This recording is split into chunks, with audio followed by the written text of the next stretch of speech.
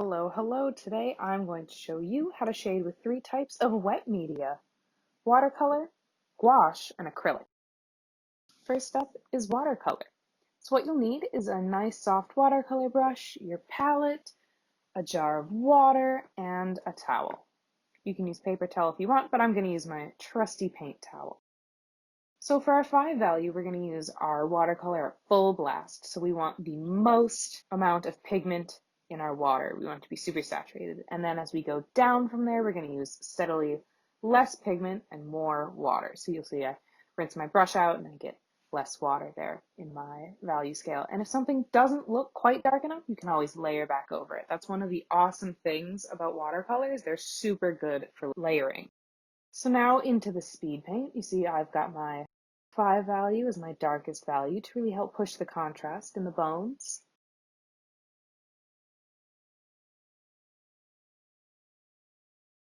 And then I go ahead and I put a base layer over all of my bones. I don't want them to be super, super white.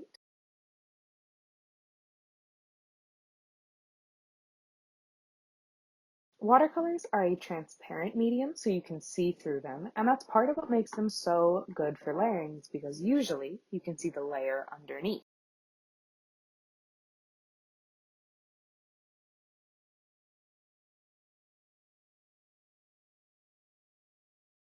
And so the more layers you build up, the more depth your piece is going to have.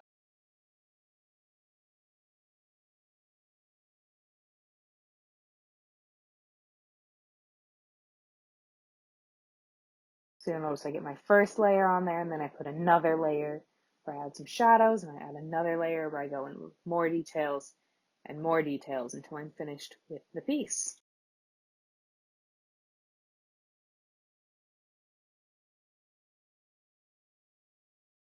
All right, next up is gouache. Gouache is the happy medium between watercolor and acrylic.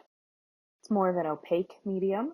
So for my darkest value, I'm going to be using just my straight color for my 5 value and adding water to it to make it lighter to go up from there. You'll notice gouache comes in tubes, or it can come in little cups like I have in my palette.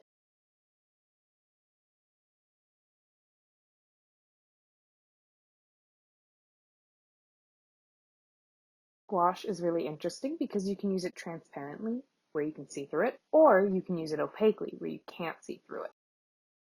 So for my speed paint, instead of adding water to make my gouache lighter, I added white, which is a technique that you can do. You can either add water to make your gouache lighter, or you can add white paint to make it lighter. So I'm once again going over my whole background with that darkest number 5 value, and then going in with lighter values for my bones.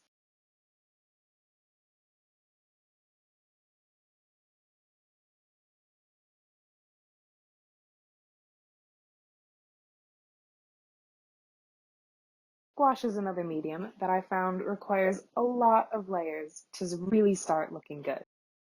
I feel like most gouache paintings go through a little bit of an ugly phase, where you're not quite sure what you're looking at anymore, but as long as you keep going, it's gonna be okay.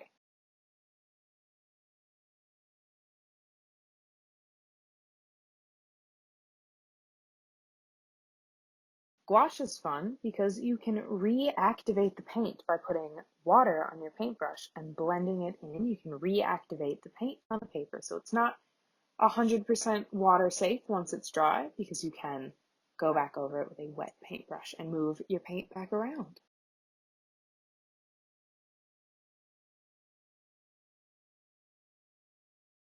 And lastly, we are on to acrylic. So what you'll need is you are going to need a nice stiff acrylic brush. You're going to need your tubes of paint, your cup of water, and a palette to put your paint onto.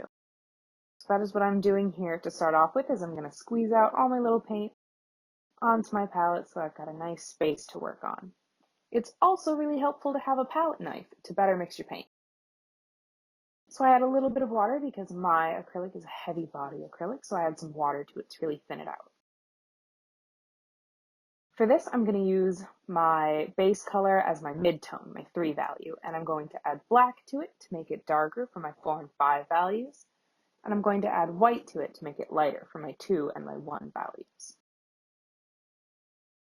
And you'll see I am mixing with a palette knife instead of my brush. It's always good if you have a palette knife, you should use it because it's easier to mix a super solid tone of acrylic paint with a palette knife rather than with a brush. It also doesn't shove all the acrylic way up into the top of your brush, so you can't use that paint because it gets stuck in the part of the brush that you don't use.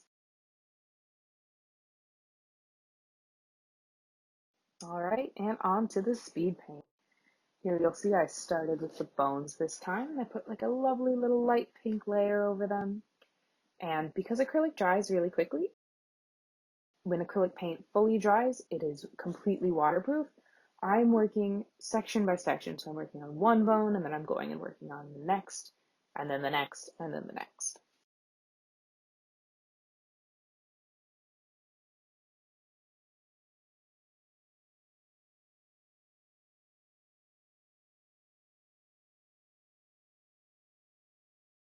I find that it's really helpful to have a couple different sizes of brushes. So you'll notice me switch between like a mid-sized round tip brush and like a little teeny tiny detail brush.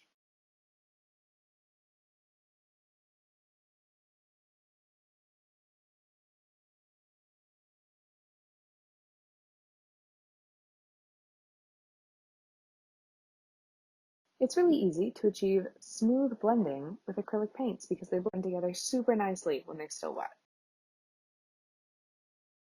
You almost never want to use just straight black. It's more interesting to have a really dark tone rather than just straight black. So that's why I went ahead and I mixed up a tone for my background. So here I am adding in my darkest dark, which you'll notice isn't just straight black. There is some of my red color mixed in there.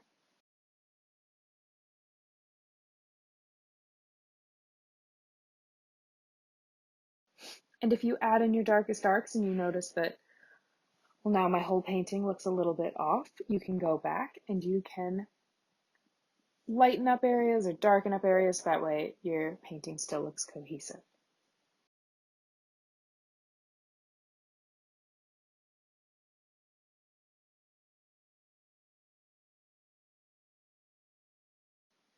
All right, thanks for watching. Have a great day.